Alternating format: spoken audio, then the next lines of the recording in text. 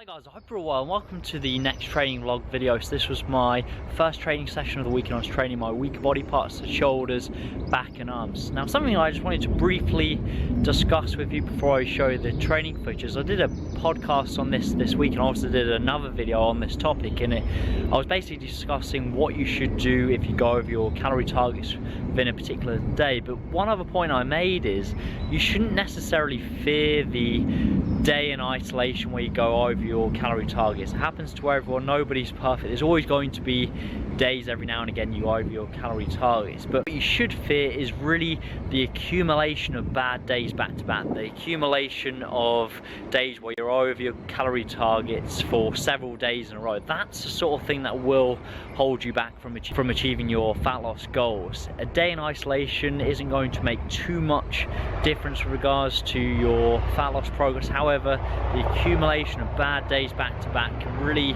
hamper your progress. And one of the things I mentioned within the podcast, within that video, is two options you have: either to get back on track as normal by going back to your usual calorie targets the following day, and therefore you just negate that possibility of having bad days back to back, or the other option is to basically offset those additional calories later in the week. So for example, if you're consuming 2,000 calories per day and over the course of the week that's 14,000 calories, and let's say for example on the bad day, the day you went over your calorie targets, you had 4,000 calories. What you could do is basically just offset those additional calories later in the week, so therefore you would have 10,000 calories left to consume throughout the week, throughout those remaining 6 days, and you could basically just spread out those calories evenly over those remaining 6 days. So therefore at the end of the week you've consumed 14,000 calories like you would have done on a normal week, or you can get back on track as normal. But the key point I was making is don't fear the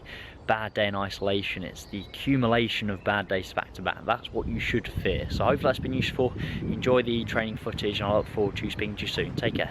I wanna build you up, then pick you apart.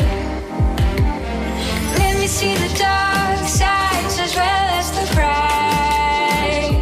I'm gonna love you inside out. I'm gonna love you inside out. Let me see the dark sides as well as the bright. I'm gonna love you inside out. I'm gonna love you inside out. I'm gonna love you.